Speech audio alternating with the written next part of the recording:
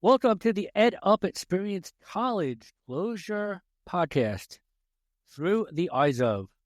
Today, we look at college closures through the eyes of Kathy Belletti. Kathy is from Motivate with Kat, K-A-T, knowledge, ambition, and tenacity. But she, Kathy, experienced closures twice. She was working with Sanford Brown Institute, and then later on with the Culinary Academy of Long Island, and both institutions closed while Kathy was working there. And today we're going to get her story and her perspective on what it was like to go through this. I am your host, Dr. J. Keehn. According to the records from Higher Education Dive, there have been about 118 colleges that have closed or merged since 2016, and that number is just going up. I worked for one of those 118 colleges.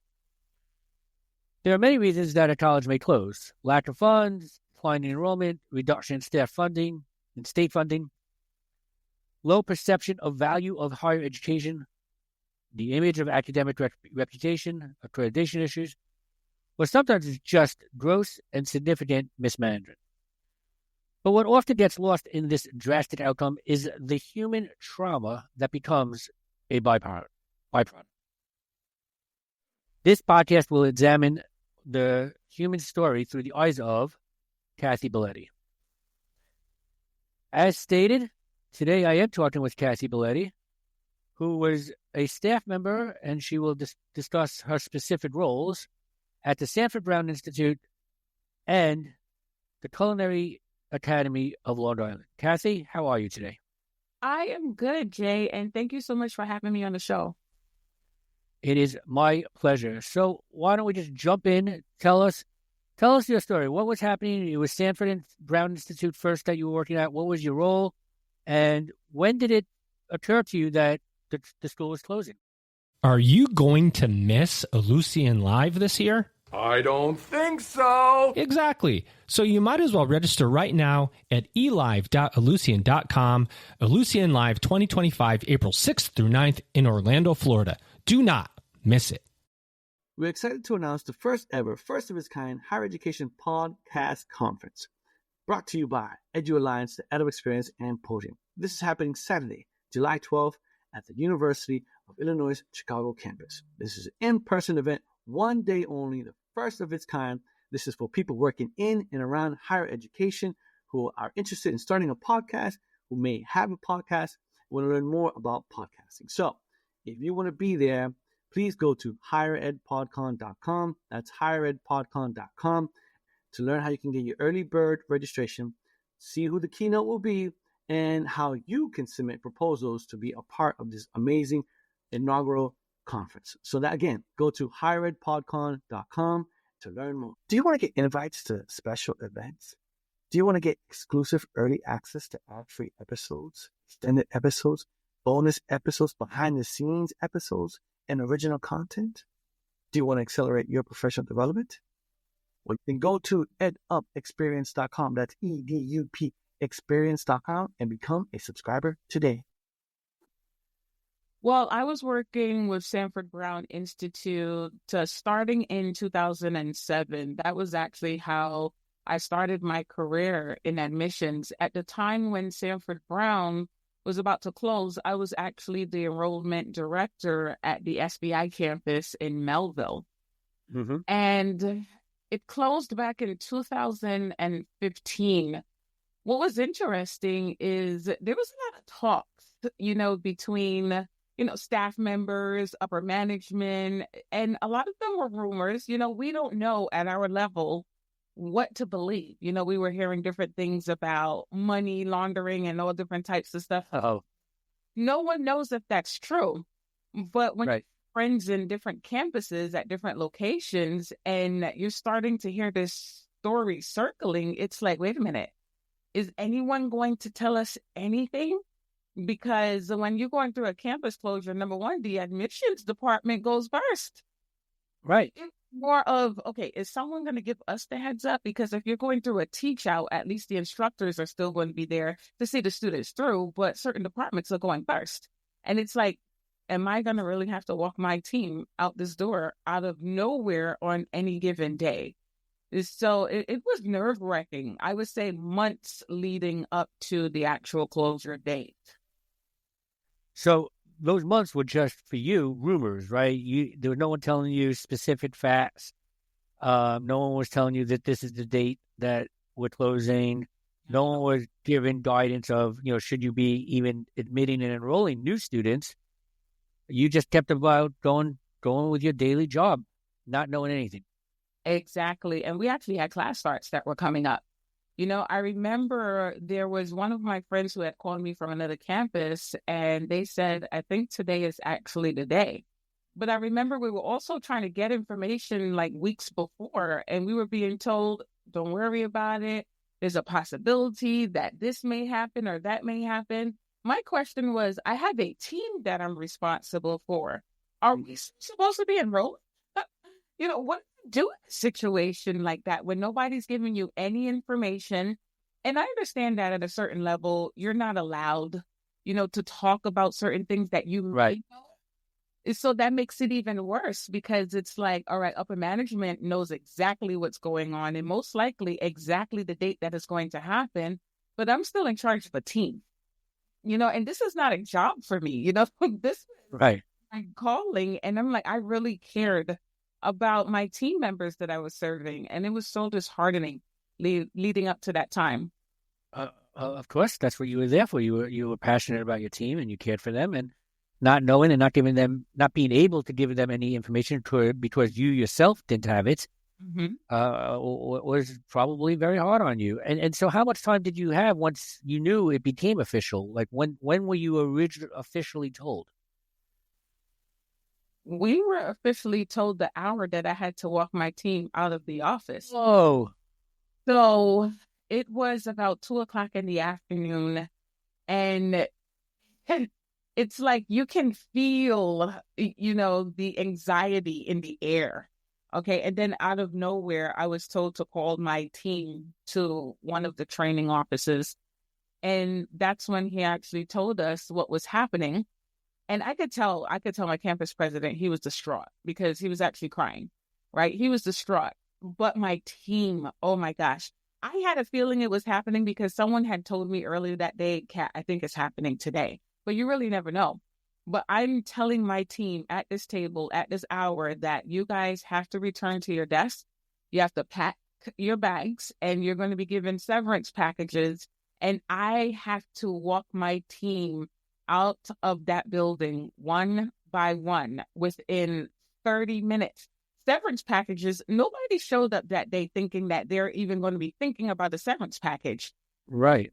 Because they didn't even know what to actually fill out or how it was filled out. We had the support on how to do it. But again, someone's mental, when you're coming into work and you're like, okay, I have students and I'm about to help.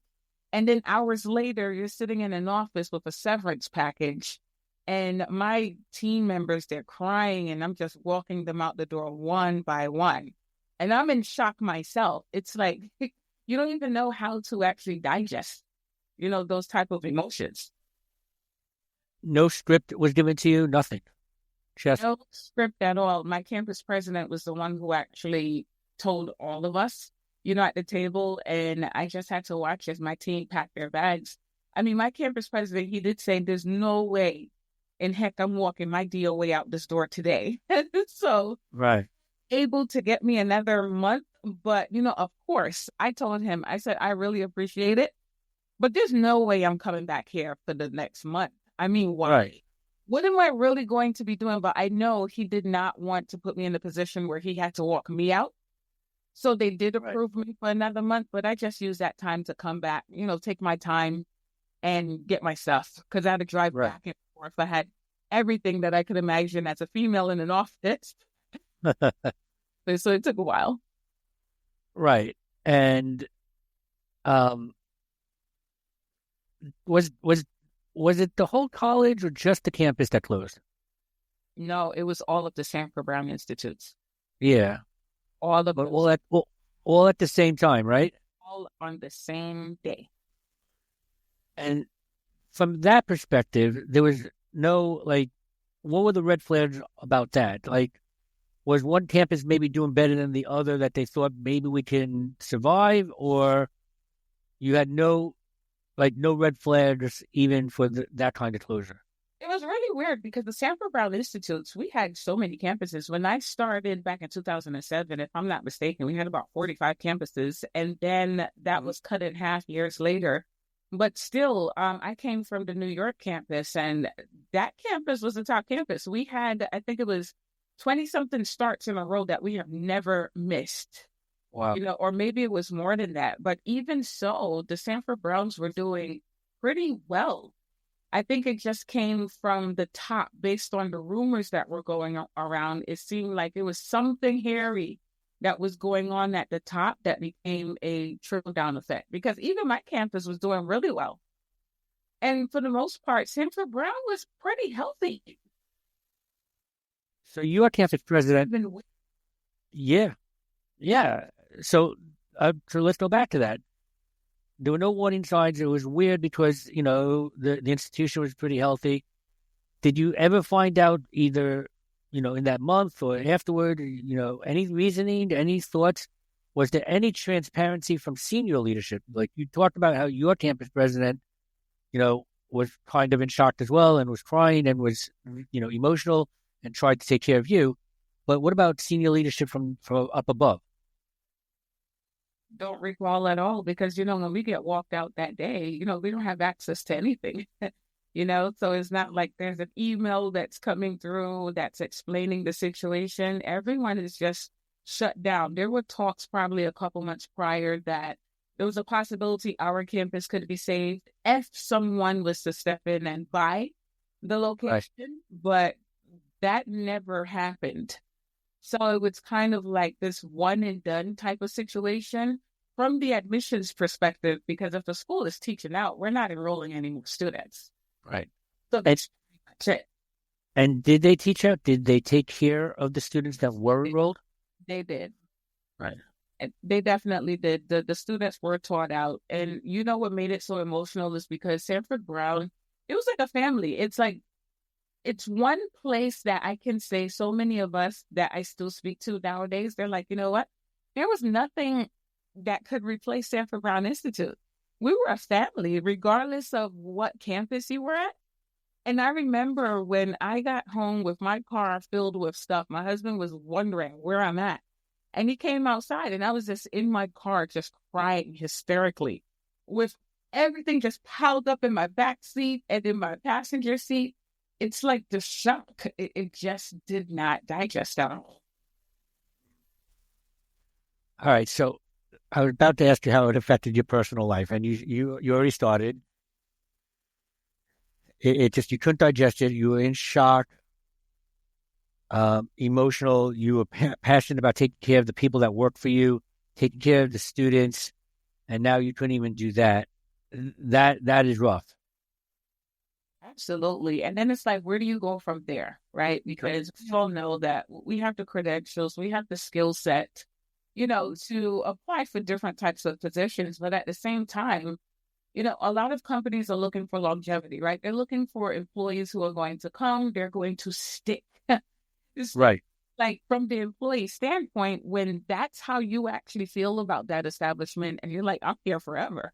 We always used to joke about it. Like, we're going to die at Sanford Brown Institute.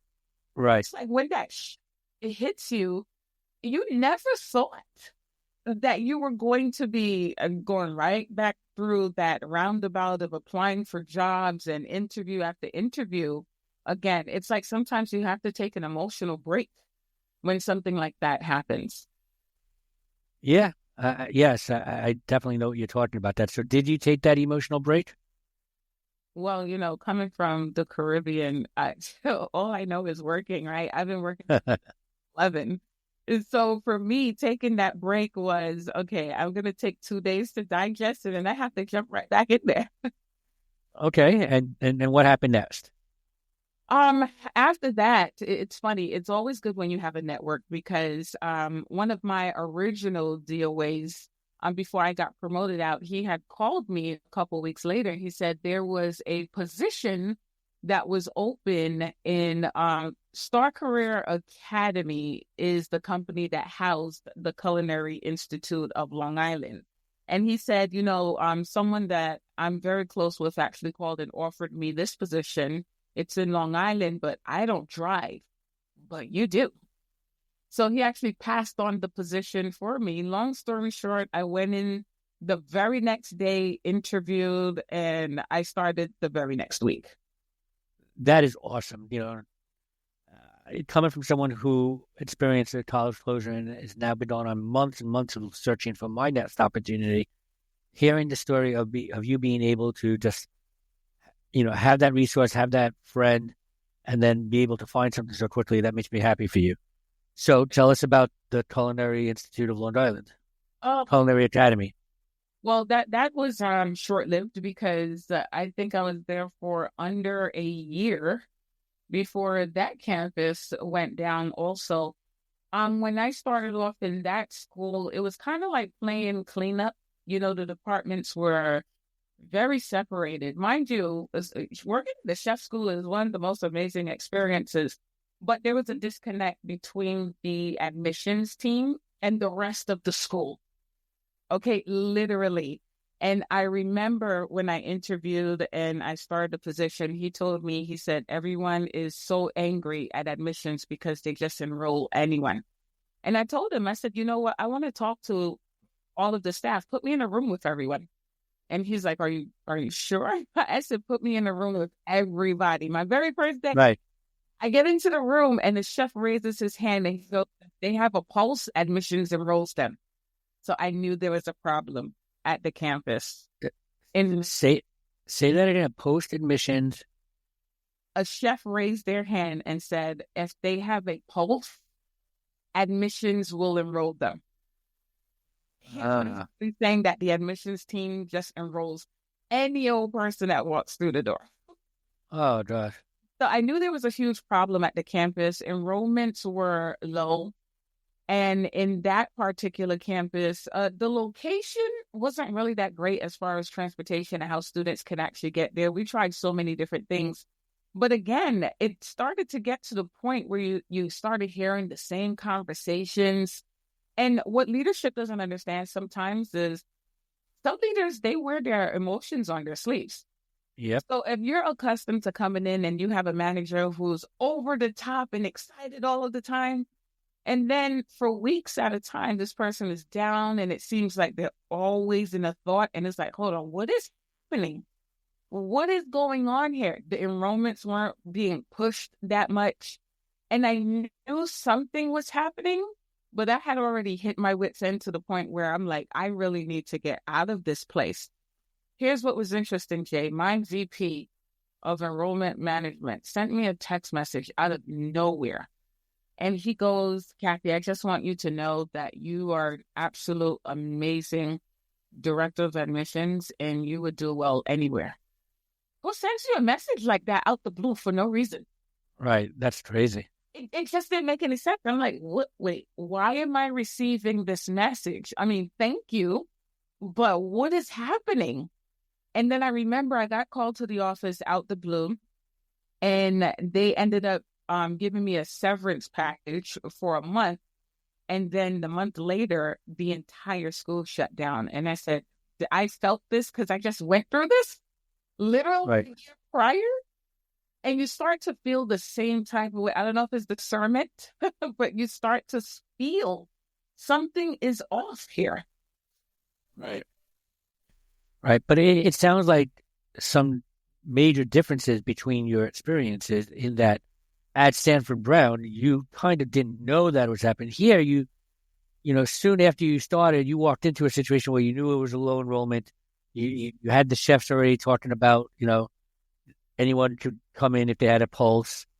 There were a lot more warning signs or certainly things that you knew about beforehand, yet it doesn't make it easier when you get called in and you're being told that you have to go. At Lucian Live 2025, we're going to explore the magic of innovation.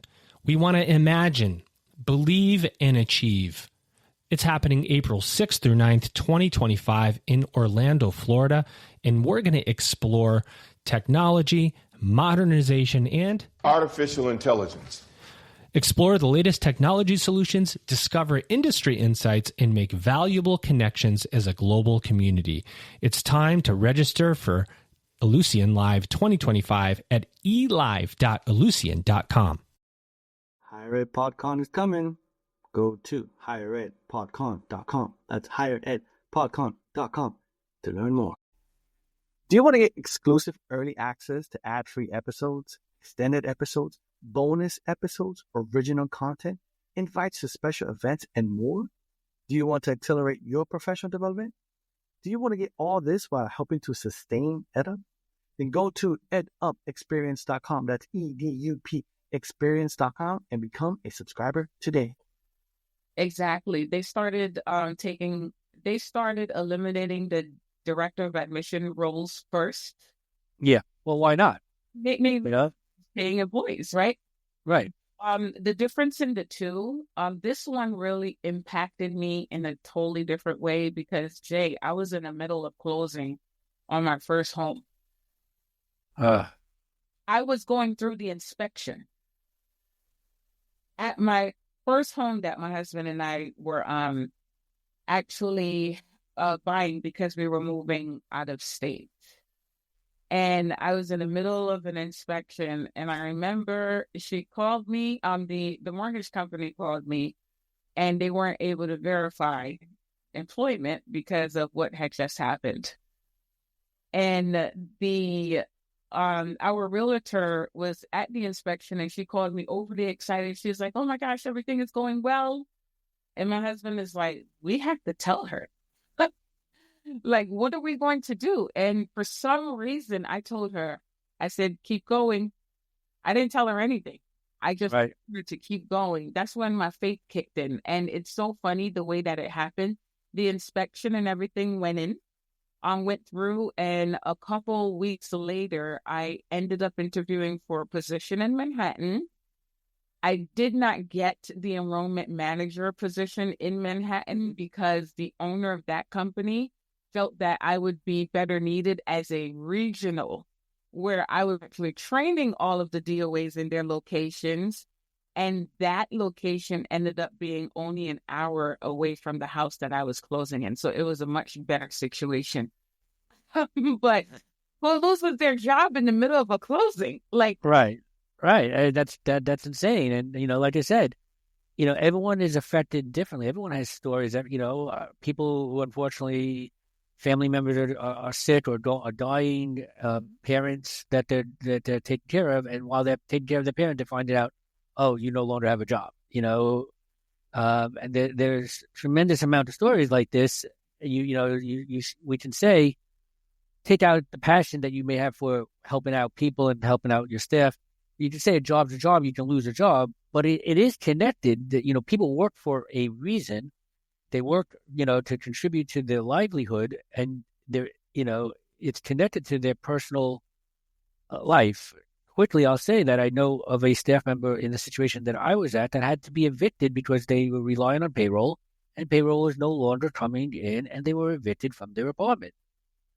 So there are stories like this that are just so heart-wrenching.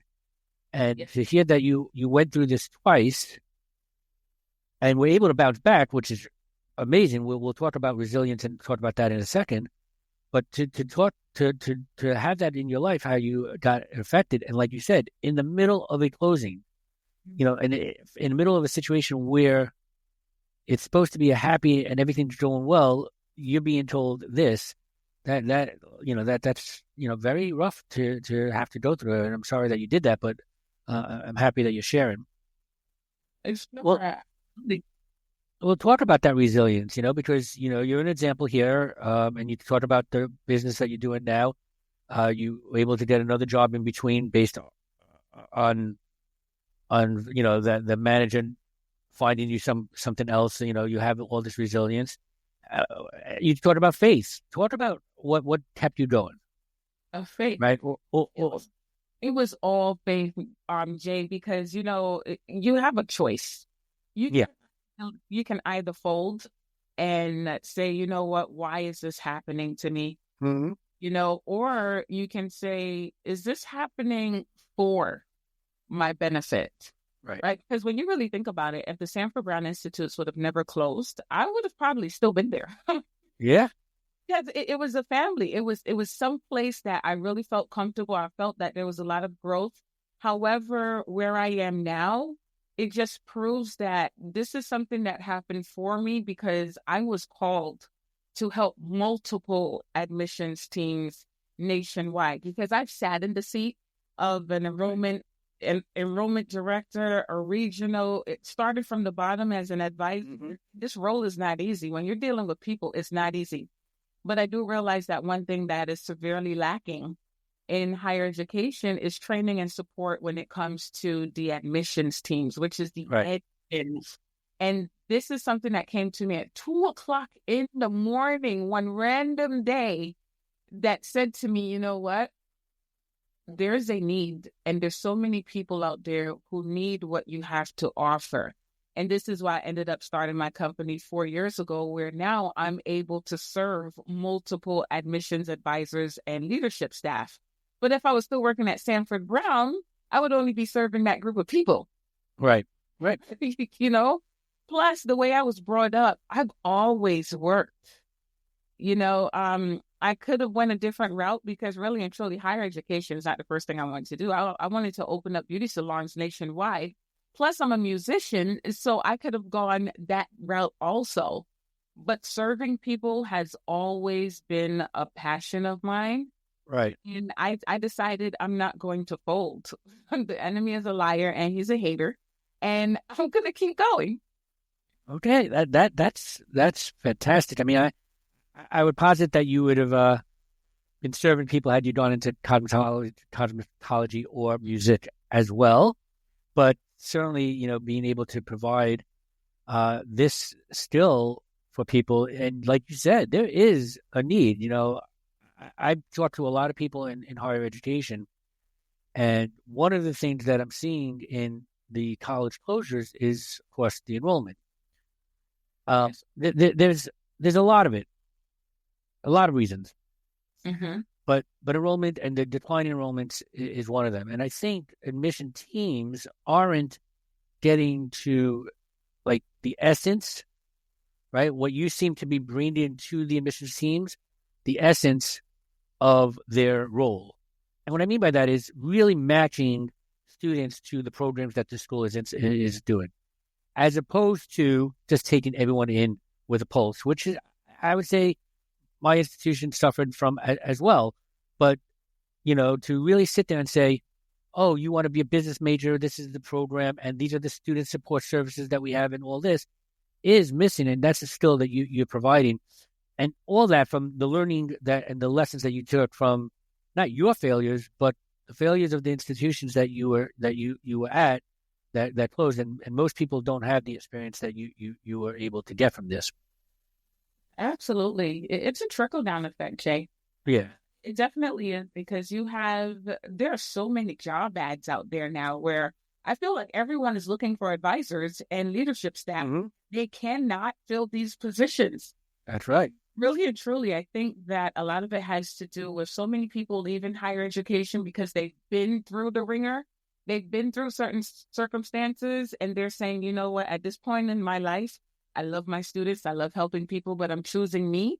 And I need to go into an industry where I feel there's more stability. But then also on the flip side, you have advisors who are numbers driven because they've also been through these instances, and they're like, if we don't perform, we're not going to have a school. So now they're enrolling anyone. And if you do it right from the beginning and you pair the right program to the students, that's how you're going to grow a school, because now they're going to bring you their loved ones and their friends because they trust you. Exactly. And it sounds like the focus on numbers is so counterproductive because, like you say, they're not going to retain these students, and, it's going to hurt the institution overall. Exactly. So I think you've answered my next question in bits and pieces throughout already, but let's pull it all together. You talked about your personal life and how it affected your personal life. Is there anything else you want to talk about that? Sort of any kind about the struggles that you're going through a college closure um, affected you? Well, you know what? I would say it affected me in a good way, to flip the script, right? Because Good.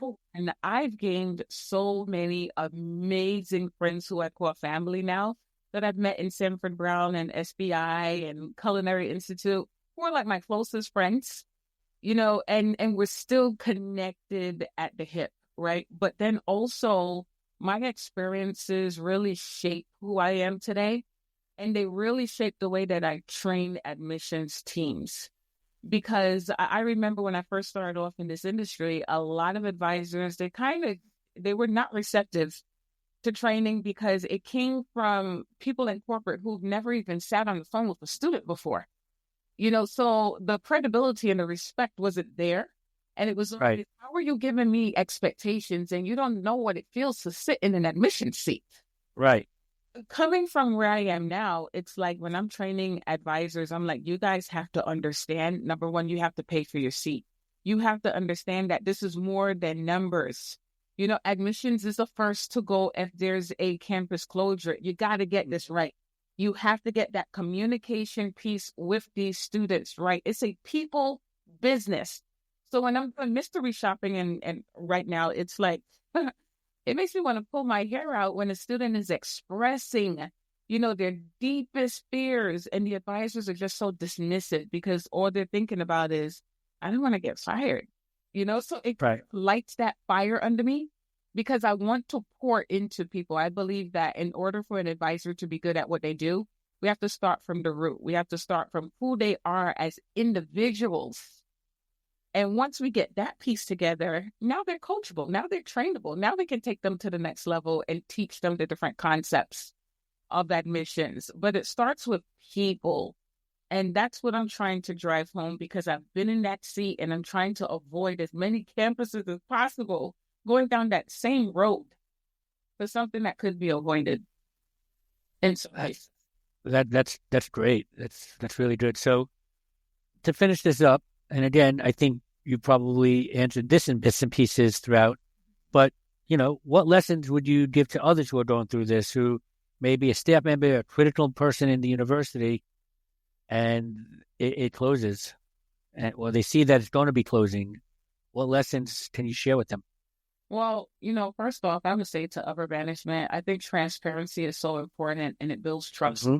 I mean, imagine you know that something is coming down and you're not giving your employees the opportunity to actually prepare themselves. People have families, they have mortgages, there's people that they have to take care of.